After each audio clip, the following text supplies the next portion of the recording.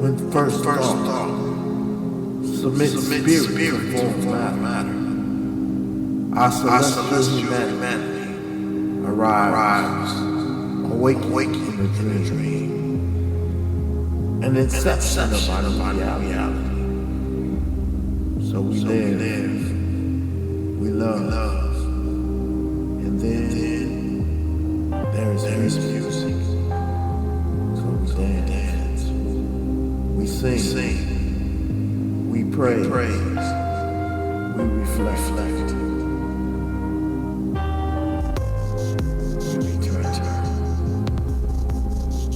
In the infinite in between, the now that was, faces dance in our dreams. Some familiar, some Ascended Radio. cosmic composition. In the irrelevance of this time, we realize the passion of the random action, learning the lesson that the brotherhood of man is far more important than the ego of any individual. Imagination becomes the sound of thought, traveling at the speed of art. So we paint on the canvas of our ephemeral encounters with a masterpiece of memory that lives in the eternity of a child's heart.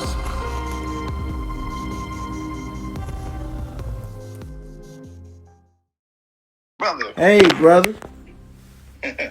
You there? Yeah, how you doing? Okay.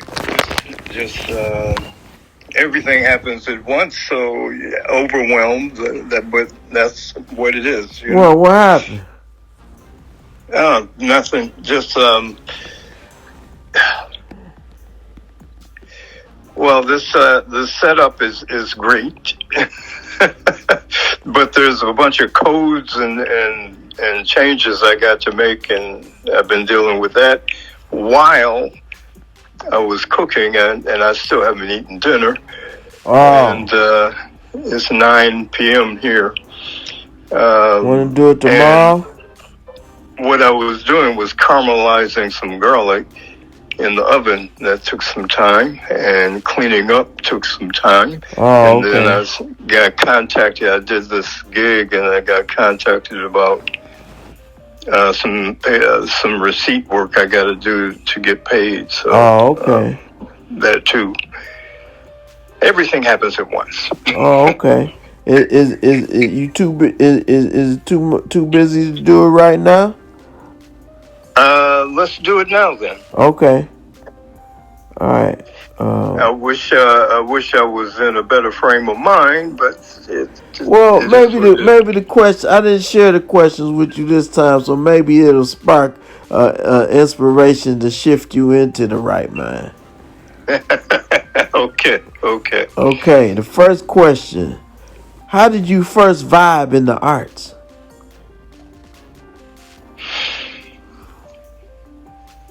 Whoa. Okay. I think that was a gift from my mother, because she made sure that I was exposed to a variety of artistic mediums, and across that spectrum, she made sure I was exposed to painting, sculpture, poetry, and music was especially rich. In some ways, I think she might have regretted exposing me to so much, because she really didn't want me to be a musician. It took a while for her and my father to evolve to a point where they accepted it. that I was that I had it in me What to do that. what was the original plan? Well, I'm not sure that they had a plan for. Or I'll say the influence. To where were they steering you towards? Well, they were steering me toward careers that are the result of higher education. Okay. Both of them were educators. Okay. And they wanted me to go as far educationally as I could. And when I showed this interest in music at that time, this was the 50s. Okay. There was like a heroin epidemic in the music world. Right. And Detroit was, at that time, a major metropolis. So Paradise Valley was kicking. And it was a completely different city at that point in time. On any given weekend, Billie Holiday, Miles Davis, John Coltrane, so on and so on, the Duke Ellington Orchestra, all of them would be in town on the same weekend. Wow. Wow, what a time, what a time. That was a time, yes. It was one of those things that was just a part of what I witnessed as a child growing up, seeing the city living like that.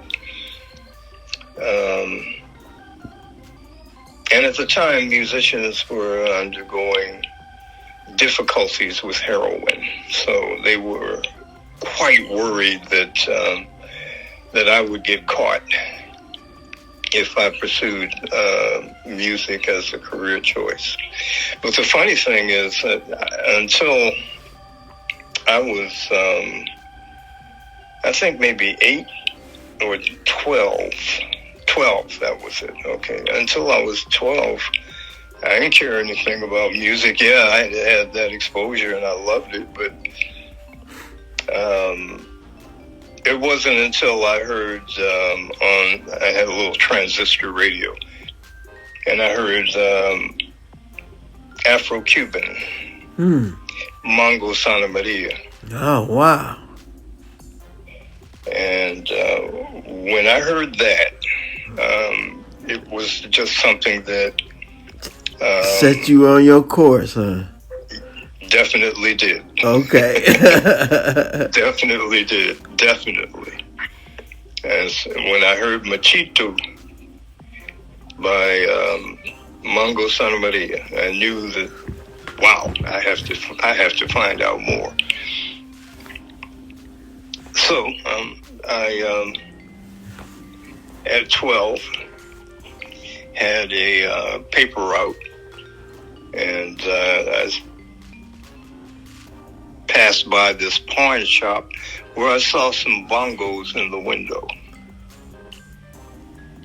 And when I saw that, I knew that's what I wanted. Wow. Okay. So I saved up my money from the paper route. I think the bongos were something like $6 at the time. Okay. And this was like 1964. Okay. Or thereabouts. And I got those bongos and took them home and went down into the basement with that radio. And my father had all of these. He collected a lot of music. So I had a lot to listen to. Herbie Mann, and had this band, and this conga drummer, Petito Valdez, was just a masterful drummer, beautiful. And I would play, I got records by Mongo Santa Maria. I would play those records over and over again and try to imitate the sounds that I was hearing on the bongos. Okay. And that was how I started vibing into the arts. I had a wide range of exposures as a result of my mother making sure that that happened.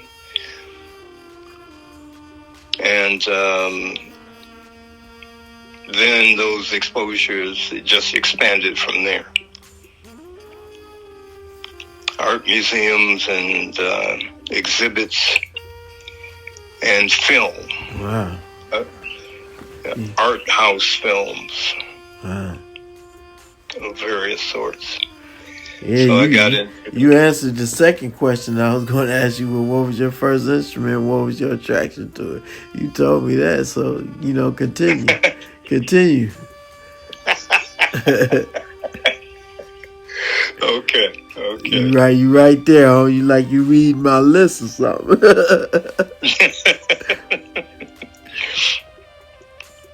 Well, at that time, Dexter Avenue and 12th Street were jumping.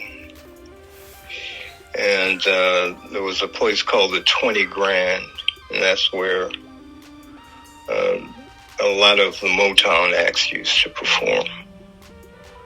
Okay. But there was another place called the Drone, which was a jazz club.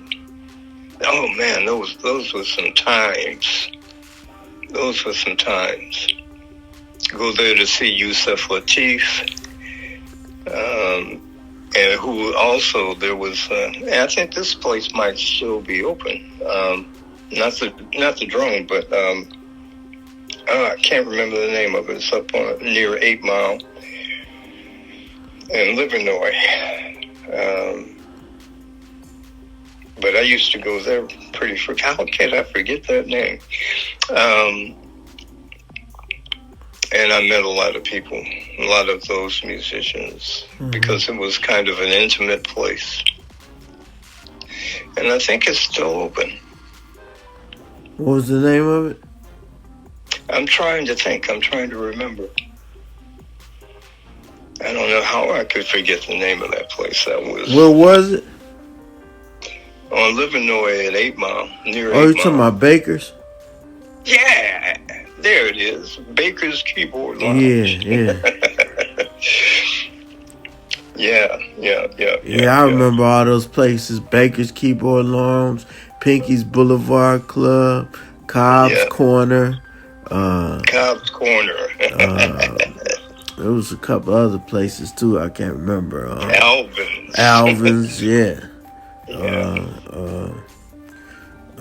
Watts Club, Mozambique. Yeah. All those clubs. Yeah, there's another one, if I can remember the name of it. Kenny Dixon's uncle owned that club. They used to have a jam session. I'd go and play. Bomax?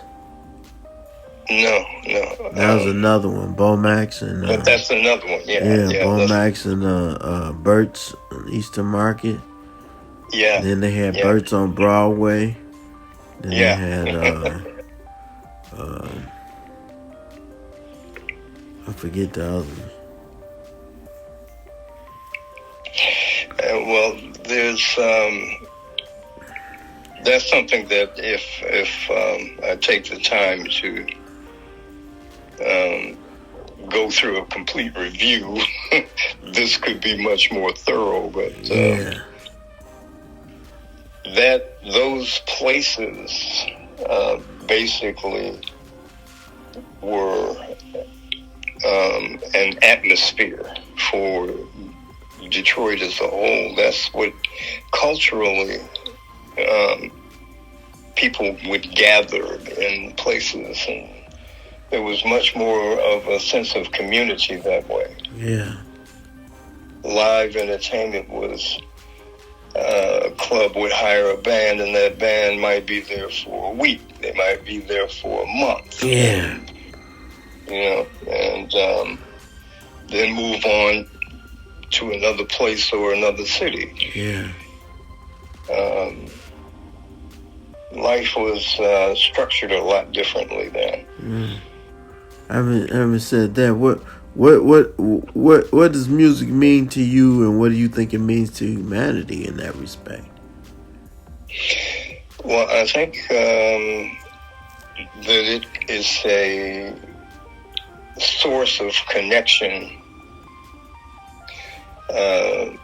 that transcends a lot of things, because it affects us all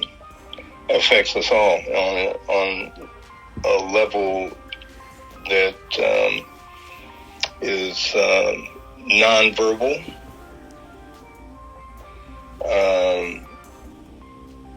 that is emotional, that is spiritual, and it even incorporates words when it helps the artistic expression through vocals. But not always. It can be all instrumental, and you get amazing feelings and connectedness from that. Yeah. So in a sense, it's an underground, Right. an underground communication that transcends a lot of the propaganda and words we hear. Yeah. That try to define reality. Music is the reality.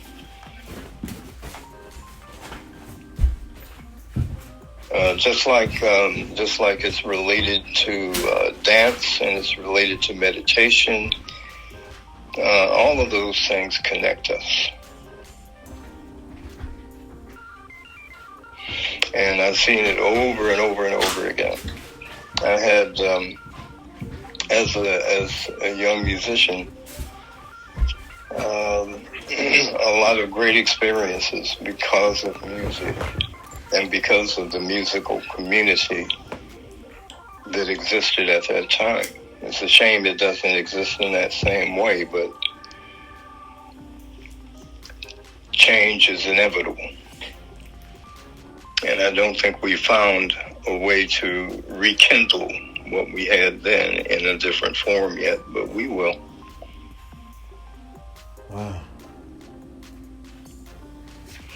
I saw that at one time in a big way with the Music Institute.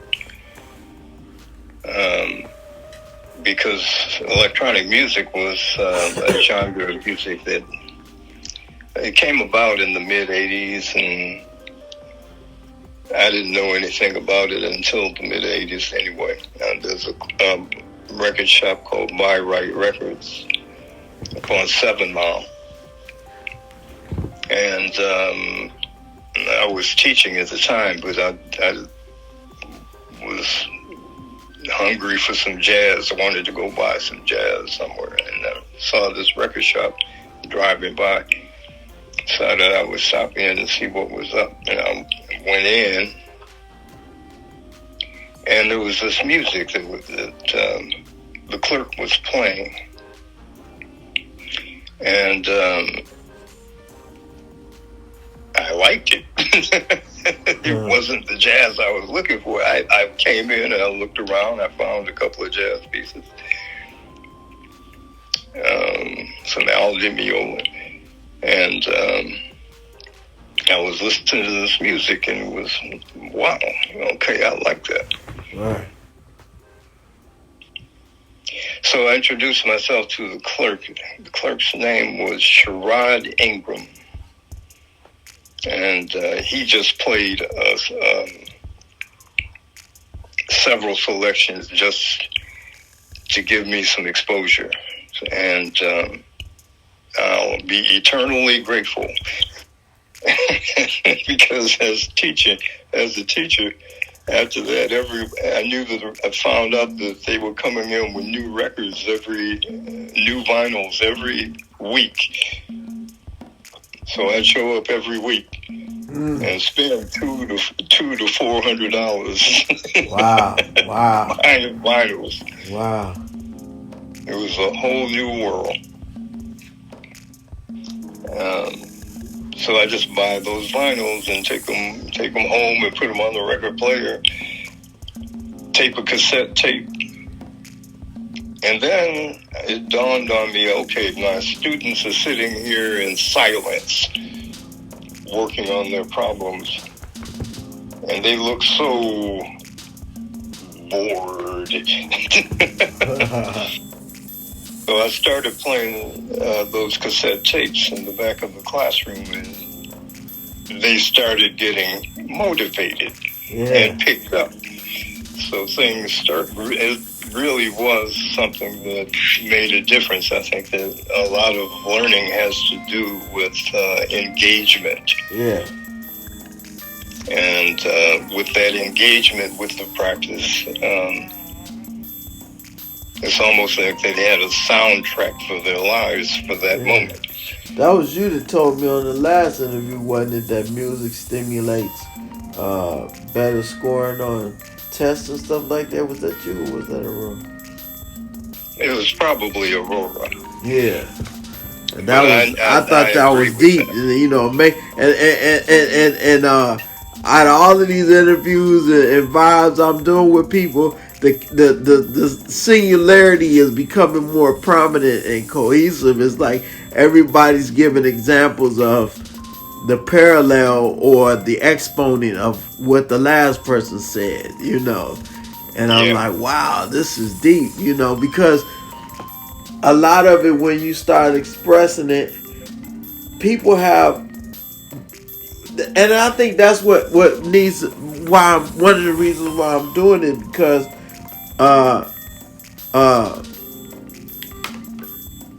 when people see that you're just saying the same thing a different way or in a more detailed way, you know, like somebody might say, this is a cell phone, or this is a TV, and then the next person tells you what it does, and the next person shows you some videos or something on it, or you know. So it's like everything is infinite. It's just a matter of listening to all the parts.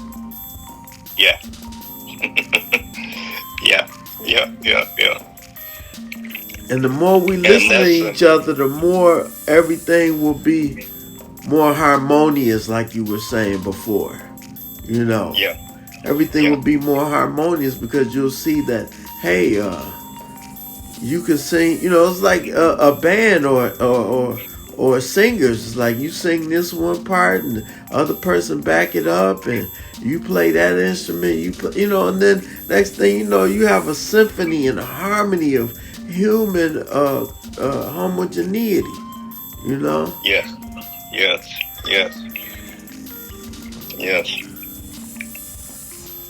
There's a communication that takes place, and communication is very important to listen. Yes, sir. And in music, the harmony comes about vibrationally from listening. That's the root of it. Yes, sir. Listening to each other in that communication. Some like to be the bully, but that's not harmonious. Right. There's a certain humility that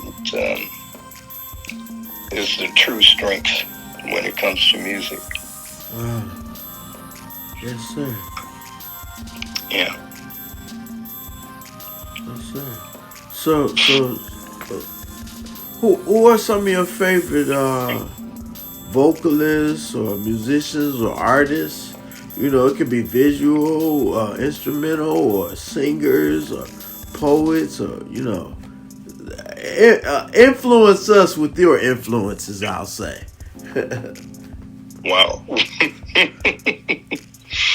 Well, there's a wide variety, a wide variety of. Well, I guess I'll start with singers. Wow. Well, of course, Marvin Gaye, but also Donny Hathaway. Donny Hathaway is incredible. Bobby McFerrin. Yeah.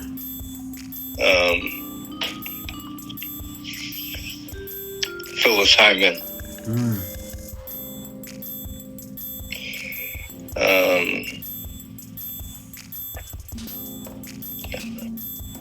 Laura Nyro.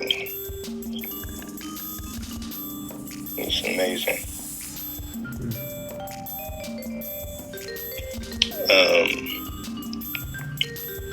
Tracy Chapman. Bjork. Yes.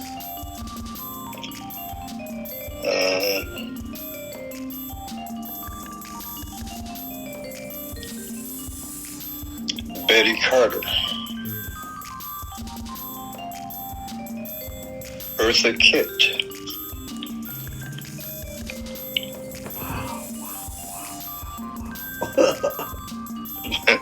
You naming some giants, yo. Yeah. These is.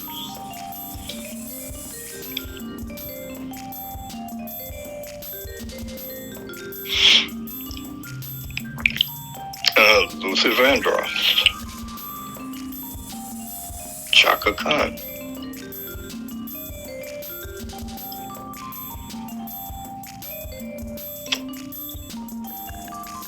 Nina Simone.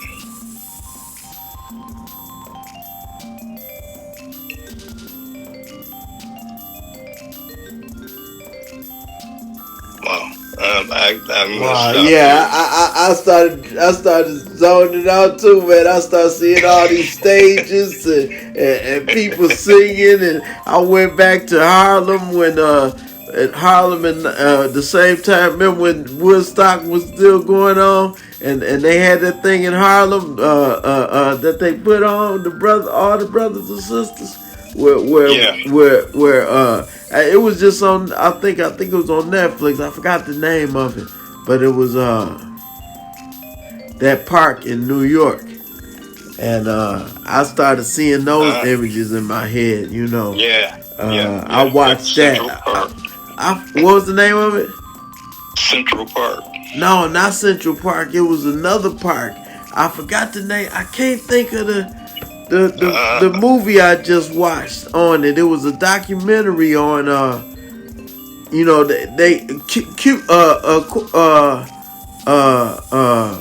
Questlove did it. Okay. Questlove just did it, and I watched it. It was in the theaters over here. It was called, man, what was the name of that? Man, I can't remember it. But they said the tapes was buried for like 50 years, man. Wow. And they only promoted Woodstock, but they didn't tell you it was a whole nother festival going on bigger than Woodstock in New York. Wow. When it was all black people. You had Gladys Knight, Stevie, Jesse Jackson was there. I mean, it's on. You got Netflix? No. Okay. I'm gonna have to hook you up with that. Okay. You got internet, right? Yeah. Can you get Netflix over there? I might have it on my plan, my cable plan, my internet plan. Oh, okay. Because I got a television hookup, but I don't have a television, so I never use it. Oh, okay. All right. Well, we'll have to work on that. Yeah, I'll take a look. at getting the TV hooked up Yeah. and see what's what. Because my next door neighbor gave me a television, but the remote doesn't work. So Oh, okay. Can you order a new one like it? I don't know. That's what I'm saying. It might just be as simple as ordering a new remote, or changing the batteries. Yeah, yeah. Yeah, I think I'll look into that and see if I can get it up. Okay. I've been perfectly content to just use my computer monitor. I feel you, because that's all I do. I got a TV, but all I use it for is the internet, and then I watch public television. I love public television. I just got finished watching that special on Muhammad Ali. It was deep. Oh yeah. That was deep in the mud, man. I was like, okay. And a lot of people probably, I was thinking about it, like some of my history as far as what people say about Malcolm or the Honorable Elijah Muhammad or whatever, what have you. And I'm like, if this world we live in starts saying they like people that they hated back in the day, I worry, because it's like, as long as you still showing me who you hated in a negative light, I'm like, yeah, okay, it's the same old thing. Ain't no tricks, but when you start trying to fake like you like people that was, against this system that's still continuing today, then there's something in the game, So, but that's something else to talk about. But what I realized is that from watching that, from what I realized about his life, is that, even though I didn't like what he did to Frazier, but I look at it like, a lot of art, if they had a monopolize and capitalize on that, they could have made a lot more money, but everybody, when you joking around and you do it in public, you should just take it as a joke. You shouldn't get all serious, even though it could be some brutal stuff the other person is saying. But if people want a show, give them a show and make them pay you for it. That way you can further your destiny, regardless to whom or what. You can just be like, I'm gonna be all right, and we gonna be all right. If y'all think we hate each other, that's on y'all. But then behind closed doors, you be like, yeah, man, we got paid off of that. What I'm saying? A lot of artists was doing that, and they got hip to it a little bit. But the thing of it is don't let this world steal your joy, man. Cause like I said, everybody I know are dynamic individuals. Even the people that other people don't like, I still see the good in them. And that's what I focus on. I focus on the God in you, not the devil. Or I'll say your humanity, because some people get offended when you say God and devil. So the bottom line is, if I focus on your divinity, not so much as your humanity as a fault. You know what I'm saying? And that's for everybody. If you come to me and it's a positive, higher vibration, it's like, yeah, I see the uniqueness of it, because all of us is the best of us. And when you see somebody vibrating in a higher frequency that's peaceful and inspiring and whatnot, that's the you that you like to see. And so that's what everybody does. And I think the arts does that, for for the human spirit, music, art, poetry, dance, all that. When people experience those things, that's what brings them together. Culture, Culture brings them together, regardless to whether it's a subculture or a elite culture, whatever. If it's culture and it has something to do with the way expressing the way somebody has been living, you should be interested in it so that you can look at it and see and see the truth of it, for what it is, and uh,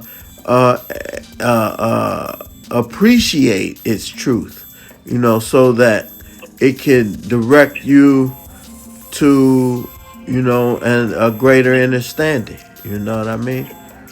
Yeah, yeah, yeah. Gotcha. So what are some of your favorite genres and why? My favorite genres of music, or Yeah. okay.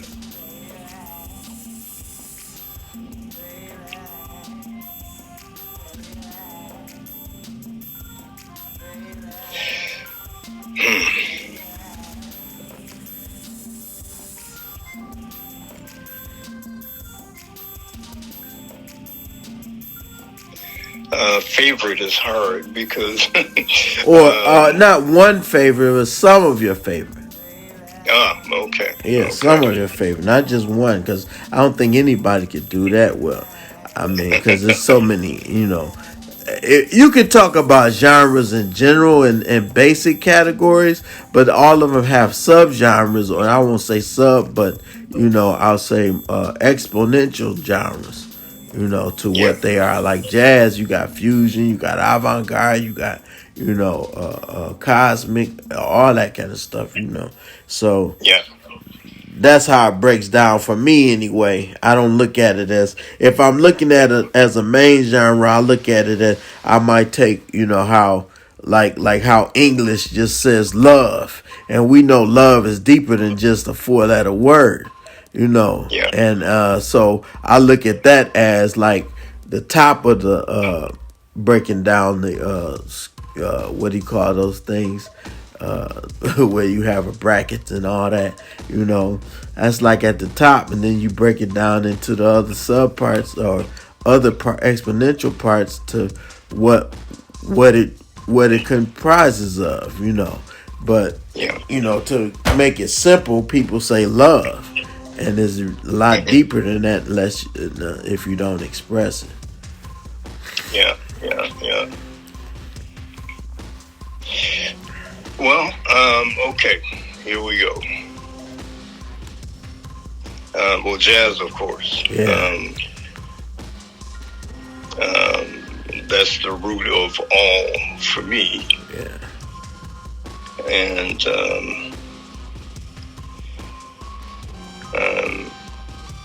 within that context, there are a lot of subgenres, but there are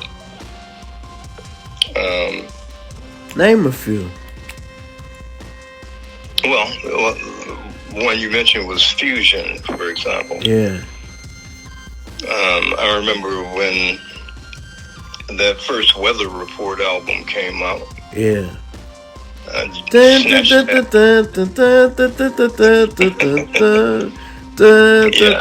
I don't think, was that the first one or was that? No, that I think was the third Yeah, one. that was the third one. That's the one I like. Birdland, when they played Birdland, that was our club. Yeah, yeah. The first one was more abstract, I think. Yeah. But Yeah.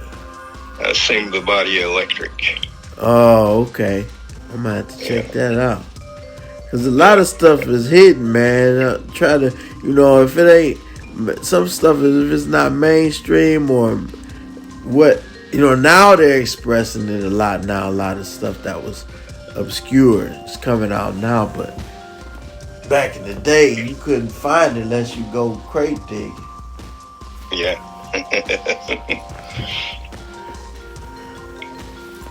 And of course, Afro-Cuban. Fania All Stars and salsa, a lot of that was, wow, that was pure fire. What about the Buena Vista Social Club? Yeah, exactly. A lot of the artists that, Now that brings to mind an experience. Wow. The Palladium was home ground for a lot of salsa. Mm-hmm. And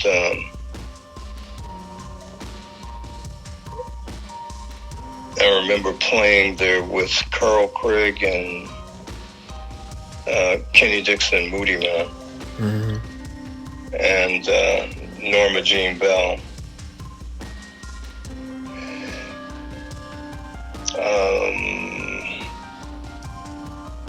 Just before they closed it down, and wow, that was like the end of history that was just wow. Yeah, well, I won't say the end. No. You know, it's a temporary pause because it's all about to blow back up. Yeah. Cause see just a little pause in here. I think what the pandemic or the plandemic, what it did, they had a plan, and God had a plan. It was like, so they was like trying to, lock everybody down and control everybody. But what it did, it gave everybody a chance to concentrate. And once they concentrated, they like, oh man, this is a bunch of bull, and then they was like, then it was like, this what I'm gonna do when the door open back up, you know what I'm saying? Yeah. And so that's how everybody's approaching it, and they not going for the okie doke no more. And that's why they trying to pull reins on Facebook and all that and everything, because they want to control back, but they'll never get that control mechanism back again. Well, I hope not. I hope not either. But I think that's what we're confronting right now is that struggle for power. Yeah. The hierarchy that is the patriarchy. That mentality is a slaver's mentality. And that extends to the point of wanting to enslave the lands of Native Americans who couldn't understand what they were talking about. Owning the land, owning the air, right. Owning ideas. All of those concepts are a slaver's mentality of having to enslave everything around them. They have to enslave their wife. They have to enslave their daughters and sons. Man, that's deep, man. You talking deep stuff right there, brother. Yeah. That's what the world is. It's just not talked about with the same semantics. But everybody is forced into a position of having to earn a wage. Wage slaves. And wage slaves feel the sting of the whip every day. So with the pandemic, the sting of that whip, there were some people who missed the sting of the whip.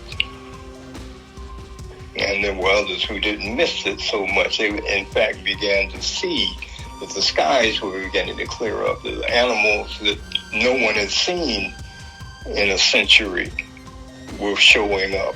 Yeah.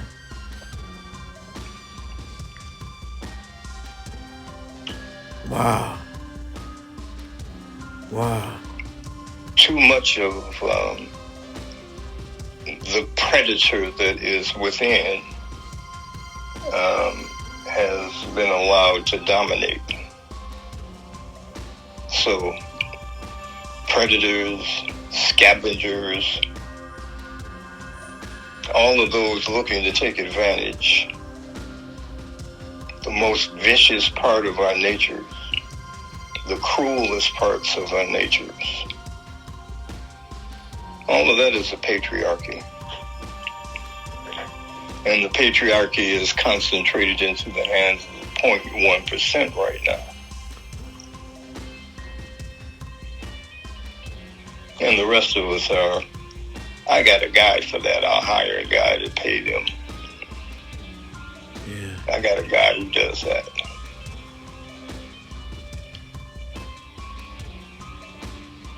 Everybody else is an object. That predatory objectification. Empathy is considered to be a joke or weakness. And that kind of thinking is what's leading us to near extinction. Because if we get hit by a virus that don't care and is ruthless, more ruthless than COVID, we're not going to be able to come together to deal with it. Yeah. We can see how ragged we are across the world right now. Yeah. That's exposed. Yeah.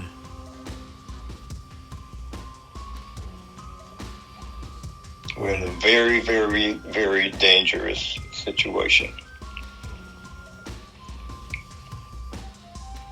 And any alien passing by is looking down saying, look at them fools.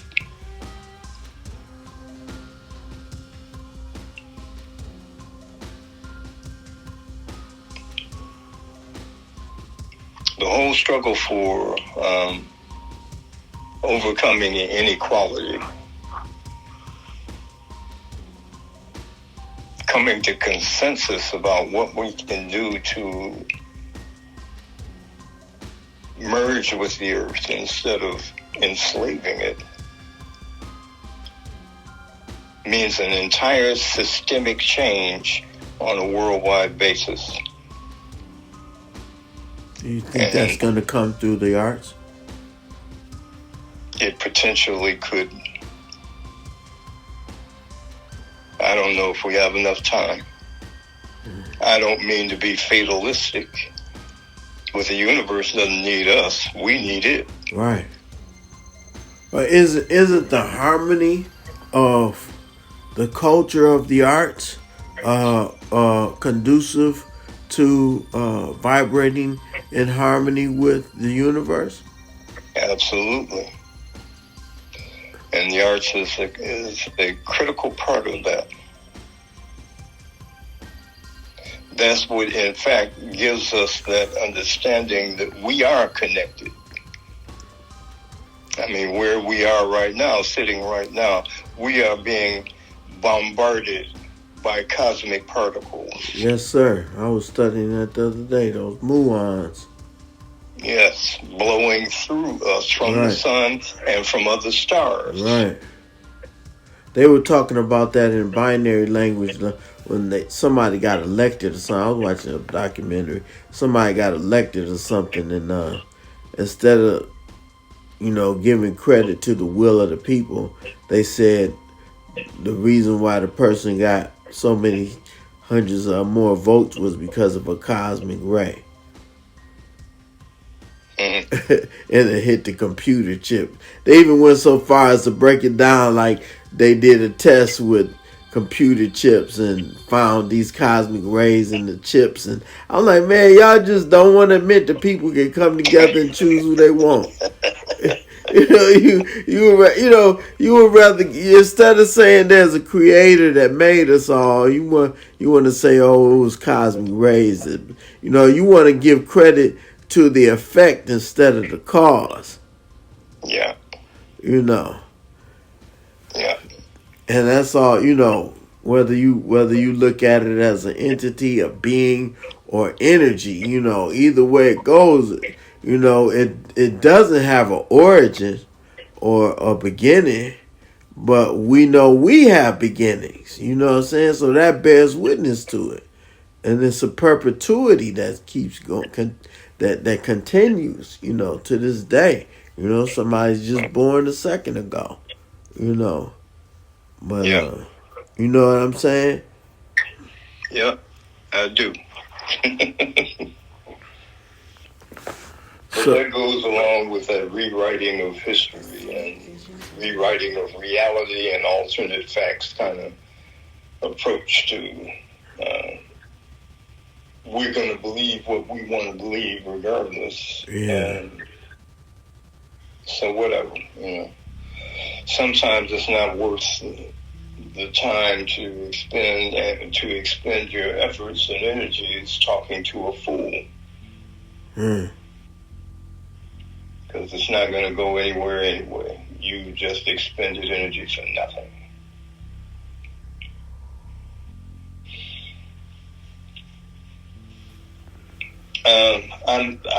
I don't talk like this normally. Yeah, I know. I know. I know. But for the sake of the record, what is the origin of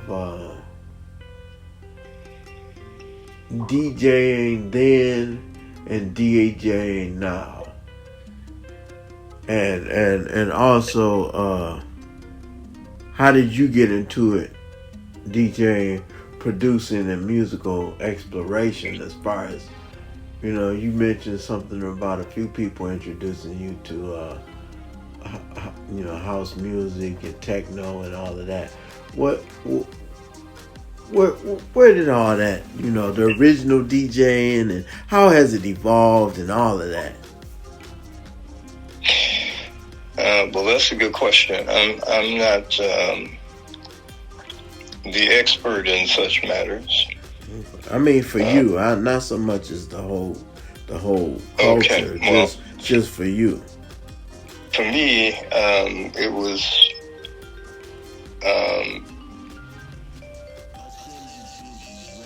something that I witnessed when I went to the Music Institute with some students of mine, which is, you know, that's a whole nother story, because the music I was playing in the back of my classroom, there were students in those classes who were members of that community. And they said, "You should come with us, Mr. James."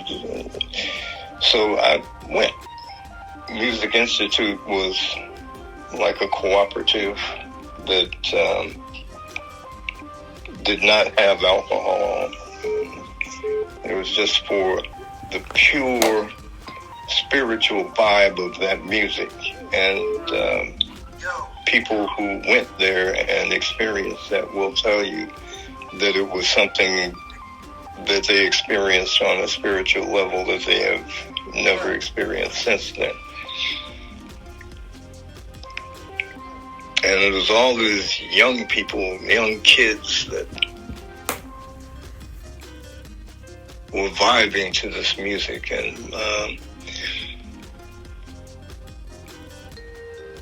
the music was at this point just being created by these young DJs and music producers that were on stage.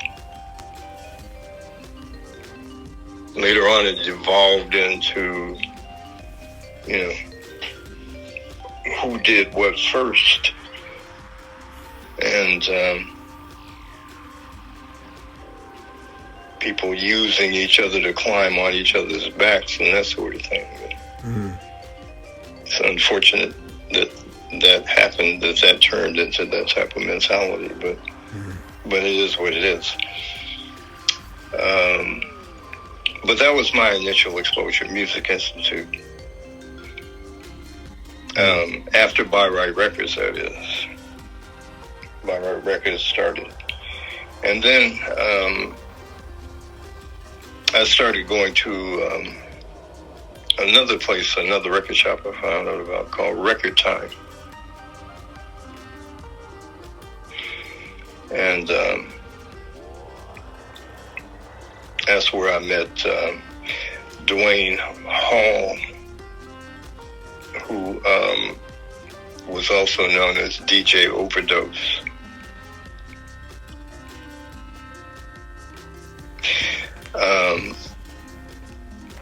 He had a big, sunny, great personality, so it was we we became friends.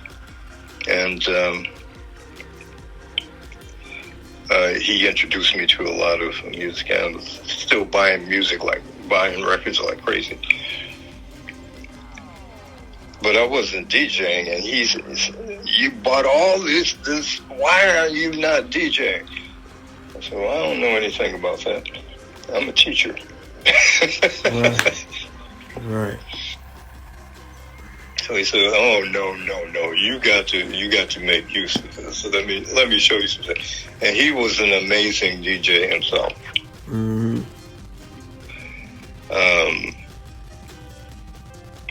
There was another dance club called the Alley, and he had a few gigs there, and I used to go and check him out. Kenny Dixon Jr. Oh man, those are some memories. Anyway, so he took it upon himself to introduce me to another guy who sold me some belt drive turntables. Mm. And then he took me to a pawn shop, and we got a DJ mixer, a cheap DJ mixer. And then I just set it up at home, and he started showing me, this is how you beat match. So using these belt drive turntables, which are very delicate and fragile, and you have to be very ginger with your touch on the record, I started practicing beat matching and scratching and so on. Mm. And of course, the music is a driving force, but I would practice with 2 records for a week, just those 2 records. Wow. Until I got it right. Wow. And the music was the motivation. So that pretty much started things out. And one of the people I used to run into at the record shop that Dwayne Hall was working at was Derek Thompson, who had several releases on his record label, Soiree. And at this time, with Dwayne, I had accompanied Claude Young at music. There was another place called Music Institute 2. It was down, I think it was on Broadway. Yeah, Broadway. Mm. And Claude Young and Overdose, and we used to go down there, and I would take. I think it was Overdose that convinced me to take the congas. So I took the congas and started accompanying DJs there. And then at some point, I met Carl Craig, and I accompanied him on, I think it was Christmas Day or Christmas Eve, Christmas Day, yeah, at the Majestic. Mm. He had a formation called BFC. Mm. Anyway, so that was all how it all integrated together in that way.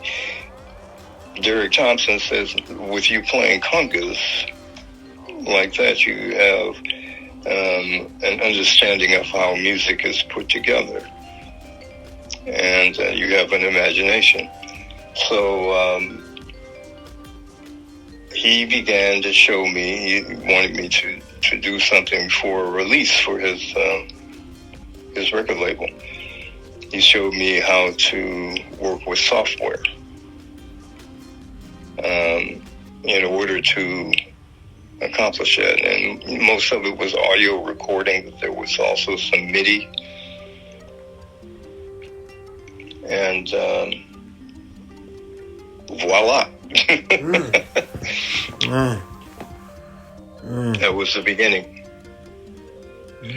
And the thing about producing that I really, really love is that whatever it is that you can imagine, a sound of any sort, anything that is in your imagination, you can find a way to create that. Yeah. In sound. I feel you. Yeah.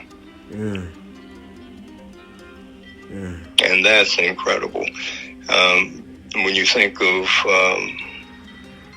Beethoven and Mozart and them writing things out in that way, how rudimentary a technology that was, but it still brought great beauty. And now with this kind of technology, the kind of beauty that potentially could be created is overwhelming. Yeah. Yeah. I bear witness to that. Yeah. Yeah. So, I ask you two more things. Which brings me back to, by the way, yeah. I said jazz, but what I did not mention is also have a great love for classical music. Oh yeah, oh yeah, oh yeah, yeah, oh yeah.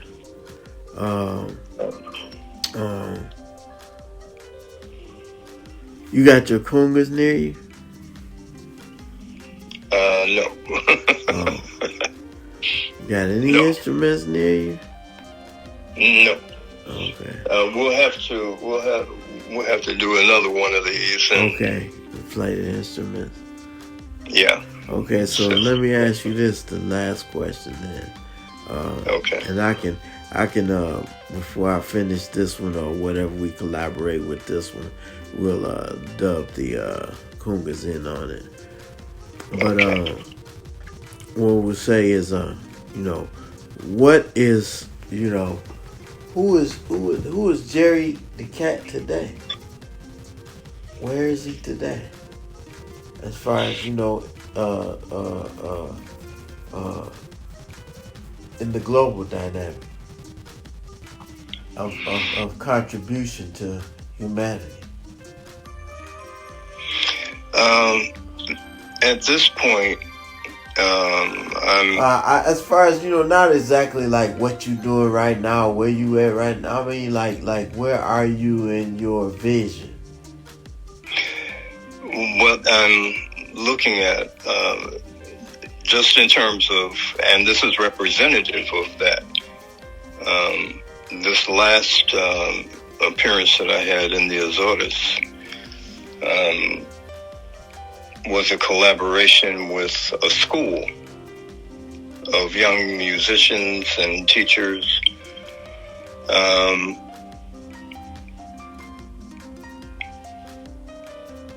And it was a school for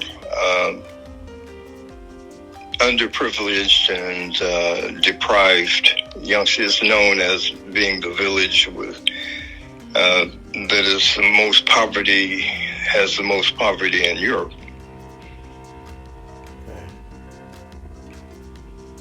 And my daughter works with an initiative called Empower, which works with young adults who are afoul of the system in various ways. And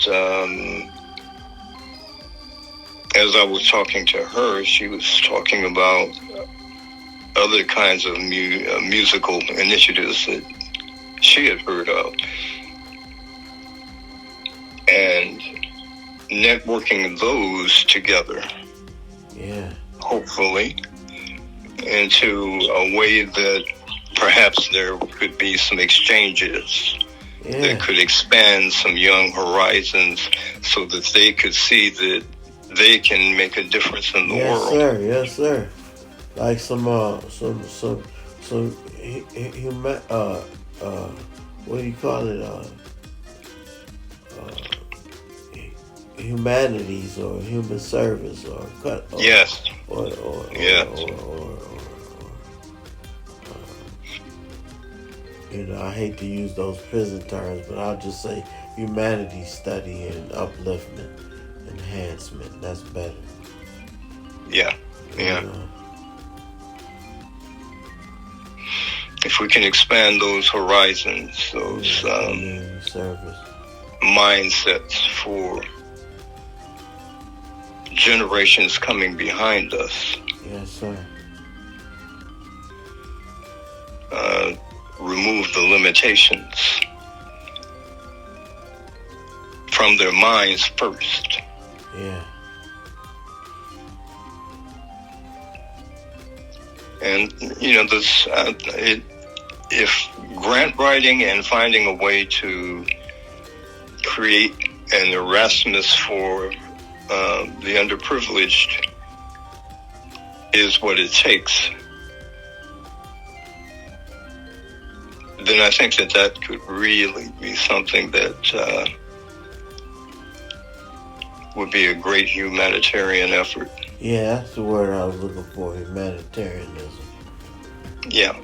Yeah, that's Yeah. the word I was looking for. Yeah. Yeah. Wow. And I think that's a possibility. So I'm beginning to organize my thoughts around how to connect all of that together. Yeah. And right now I'm trying to gather my focus because I don't want too much time to go by. Yes, sir. If you need anything before- else, brother, let me know. I'll try to the best of my ability to get it to you, man. Well, And if you have resources there as far as where you can get the stuff, just let me know, and we'll try to, facilitate the finance for that if we can. my great thanks. My great thanks. I've been talking to Tahita, who I think you remember her voice. Yeah.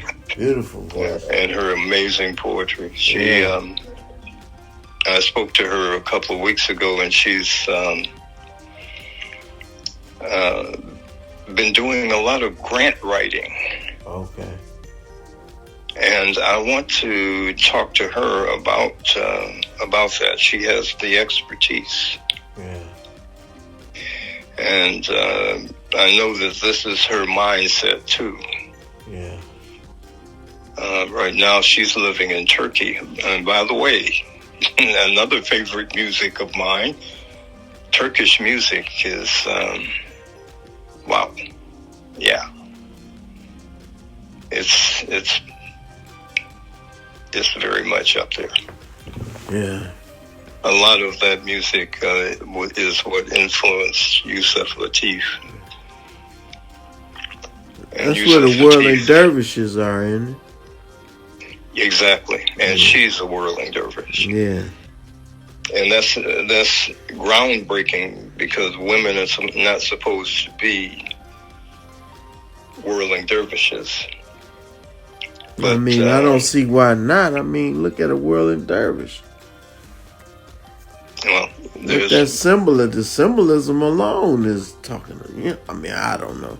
I mean, when I see stuff, that's the patriarchy. Yeah, that's what I'm saying. But when I see the roots of the patriarchy and its original homage was to the matriarchy, and everything in the symbolism of the patriarchy that has been corrupted still shows signs of where it's coming from, Yeah. But they just, people have just taken it and like, well, we're going to make this for this, for whatever reason they had to do it. But, that's what me and Knowledge was talking about today. You know, you can't have man without having woman. You can't have man and woman without having child. You know, that's just the human family, man. And long as over here they want to pit everybody against everybody, Yeah. and that's why it's so confused. Because it's like, why you want to pit this against that? And you know, it's like a global Willie Lynch thing. You know. Yeah. And it's like, you know, once you find the common ground, which is music, you know, and the arts, you know, people let people express themselves. A lot of people say, well, you know, you should censor this and you shouldn't say this. You know, I don't believe in censorship. I believe everything should be shown as it is, even some of the most craziest stuff. That way, everybody knows what's going on. They can see it for what it is and deal with it appropriately. You know, regardless, you know, if somebody's doing real crazy and to kids or elders or women or whatever, then it's like, look, show that so people can see it and be like, look, man, y'all got to stop that or whatever, what have you. Or y'all got to, you know, because if it's done in the dark, it's going to come to light anyway. So, you know, that's why everybody's dealing with so many issues today. You know, like you said, a lot of stuff that people want to embrace is leading towards extinction. It's just a fact for humanity. They're leading towards extinction with certain lines and patterns of thought, you know, just to justify emotion, you know. Emotional disturbance, psychological disturbance. You know, people want to head in directions, extreme directions, to justify it or to pacify it or to naturalize it. When it's like, okay, if that's where in other words, I think everything should have its space to express itself. Yeah. You know, but I don't think any of those spaces should infringe on the others in a negative way. I believe they should, you know, have an understanding where it's like, if you want to learn about it, it's there, but don't try to force something on to some other one. You know what I mean? Have it as, you know, no compulsion for anything like that. You know, anywhere you go, you know, don't compose. If a person is a vegetarian, don't try to compose them to eat a steak. You know what I'm saying? And likewise, if a person eats meat, don't try to compose them to be. Just show how it's like, if you have something that works, let people see your light and just say, hey, this is what I do. Because eventually when they, you know, find out something they doing ain't working, they going to ask other people what, you know, if they get interested in it, or they may just be complacent and just say, well, you know, this is what I do, so that's how I'm gonna live, you know. But, you know, I believe in letting everybody express themselves equally. You feel me? Yeah. That's exactly the problem. Is you know, there's a trait of the predator, which is the bully. That's enslavement. Got to control the conversation. Got to control the mind of someone else instead of giving them what they need to express themselves. Yeah. It can only come to consensus if everybody has a voice. Yes, sir. Because each of us should be a concern of the other. Yes.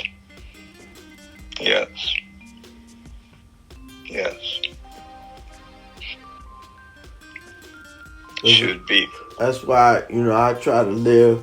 I like a lot of the way I eat and do a lot of things. I'm always cognizant and conscious of, am I trying to be elitist, or am I recognizing or being mindful of those who don't have? Yeah. You know, and it's like, my luxury might be buying a particular kind of juice, you know, Yeah. and I won't go to, I'm gonna get me a fat car and mink coats and all, you know. I mean, ain't nothing wrong with that. If you got it, I understand it. I ain't mad at you, but I just look to, you know, if I were to meet the poorest person on the earth, could they reach me?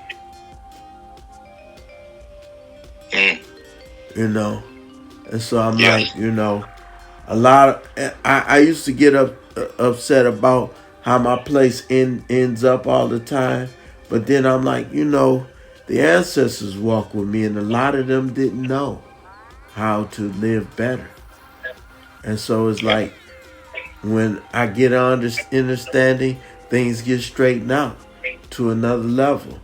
But I started to realize, to be like, why is this place end up like this all the time? And what it is that the ancestors are walking with me, you know? Yeah. And so you have to understand that so that you can be patient with yourself and with them, you know, because I believe the destiny of us all is into a better state of mind and a harmonious state of mind. You know, I don't know if you read any of that material, but out of those dreams that I've had, you know, after we end out of this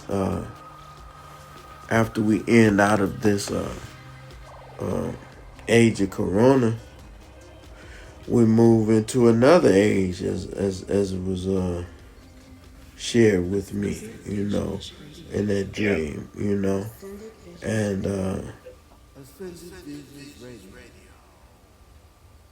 you know, and so that's, you know, and I guess I think it was expressed as the third eternity. And the third part of the third eternity is the age of compassion. And hopefully that's what we're moving into, you know. Because this age of Corona 45 has really been, you know, tumultuous, you know. Yes, it has. And nobody's ever experienced anything like that. And so, you know,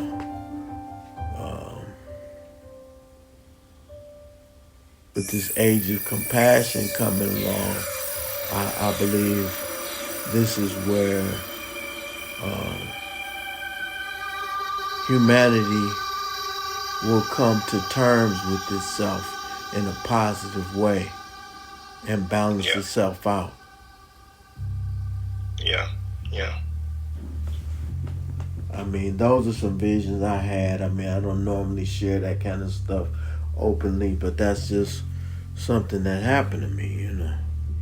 Yeah.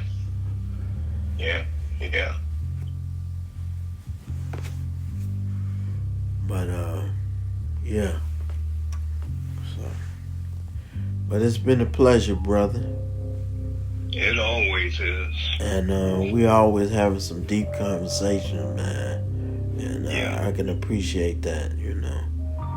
And you know, so I'm gonna put something together and send it to you, and then I'll send you the raw files, and hopefully I tried that SendSpace, but they want a big chunk of dough to start. You know, it used to be free, and they shortened the amount that you could send. It used to be really big files, but now they're like 200 megabytes. I mean, come on, man, people are sending movies way bigger than 200 megabytes. I mean, come on, man. Give me a couple of gigs. Ain't nobody artists and you know. I think we transfer is 2 gigs. No, over here it's not. It's not. Nope. Okay. It's not over here. It's like 200 megabytes. Wow. And I'm like, wow, who sends 200 megabytes? That ain't nothing. You know, and that's because over here they in this TikTok, Instagram world, man. Everything is abbreviated. You know, 30 seconds. You know what I'm saying? It's this culture over here where it's like that's why most of my music is like if you don't like my music, you don't like my music. But I'm gonna do my extended play. Yeah. You know, if I felt like vibing for 20, 30 minutes, that's what you gonna get. You know, that's where I am most of the time. And then it Yeah. used to be that way back in the day. But now everybody wants to snippet you to 3 minutes, 5 minutes, or the radio airplay, or the this and that. And it's like, that's why people are so short attention span now, because everything is 5 minutes, you know? Give me that for 5 minutes. Then let me move on to something else. Then let me move on to something else. Like sometimes, like you said earlier, sometimes you have to take time, sit down, and listen. Yeah. Yeah. You know, and that's how I've been designing a lot of this stuff lately. So it's like, you know, there's no sensory overload in one way or the other. It's like a cinematographic, improvisational collage, you know. Well, master don't want a slave to sit down and start processing. Yeah, I know. I might come up with some solutions. Hell yeah. So, yeah, that's what that is. Yeah. Yeah. Because I notice on a lot of the places where I get a lot of video clips, they hardly have any people of color on there, you know? Except for I mean, it's like, why are you tainting the world like that?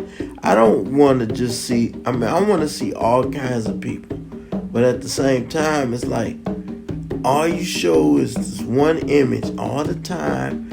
And it's not like that in the rest of the world. Yeah. It's not like that. It's just this madness over here.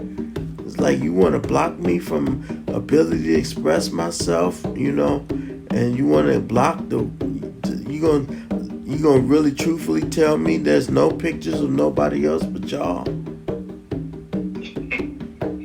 Yeah. You know, and it's like, okay. So I have to improvise and use totems and symbolisms and stuff like that. So.